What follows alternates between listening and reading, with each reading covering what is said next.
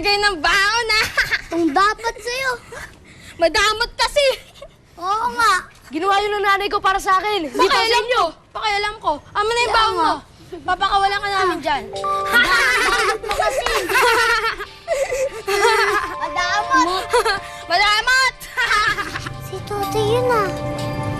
Kawawa naman siya. Pero, paano ko siya tutulungan? Madamot!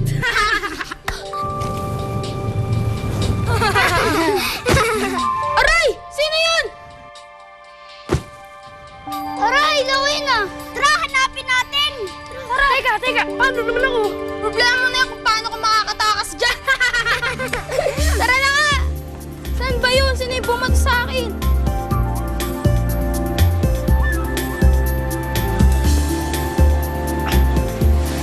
Toti. Blanca, ikaw ba bumunta sa mga yon? Oo, nakita ko kasi pinaglalaroan ka nila eh. Thank you ah. Galing mo pala umasinte. Tumama agad sa mga lokong yun. Tsamba lang yun. Mas magaling si Luna. Kaya lang, hindi siya pinayagan ni Inay na pumasok eh. Oo nga. Sayang, wala si Luna. Tara, alis na tayo. Baka bumalik yung mga lokong yun.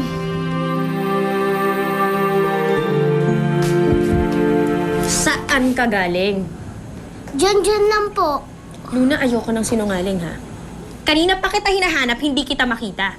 Sabi sa akin ni Aling Maring, nakita ka daw na sinusundan mo kami ni Blanca. Sinundan mo ba kami sa eskwelahan, ha? Gusto ko lang naman po na maging ayos po si Ate Blanca eh. Alam mo, ang tigas talaga ng ulo mo, eh. Di ba kabilin-bilinan ko sa'yo na wag kang aalis dito? Bakit pa gusto mong binabalagay pagmumukha mo sa labas, ha? Anong pinagmamalaki mo sa itsura mo? Tapos kapag meron ng api sa'yo, sino sa tingin mo magtatanggol sa'yo, ha? Sino? Ang kulit-kulit mo, eh. Talagang pinipikon mo ko, no? Ha? Ano? Uulitin mo ba yon?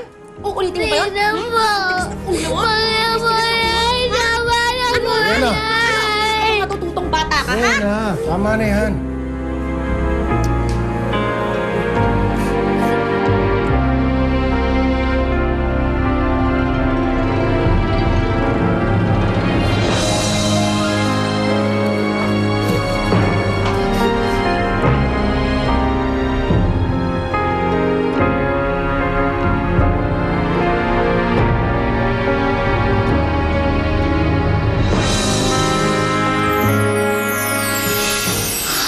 Ate Blanca, aga-aga pa. Para kasing may nakatingin sa akin kanina.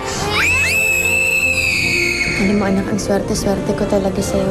Ang ganda-ganda mo na, ang bait-bait mo pa. Kahit na anong klaseng trabaho pa yan, papasukin ko. Mapag-aral lang kita. Kahit hindi mo sabihin, isasali ko talaga ang anak ko sa beauty contest. Malay mo, pa-discover yung anak mo. Kung sumali pa ako sa contest, tapos ako po ang nanalo, pagyayabag na po ako ni nanay. Para maganda naman ako. Sabi nga ni Lolo Ugme, nasa loob lang ang ganda ko. Kailangan nilabas. Excuse me.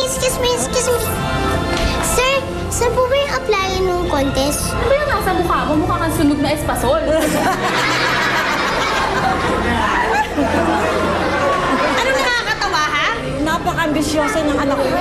Eh, wala namang ganda eh. Bakit tingin mo yung anak mo maganda? Oo.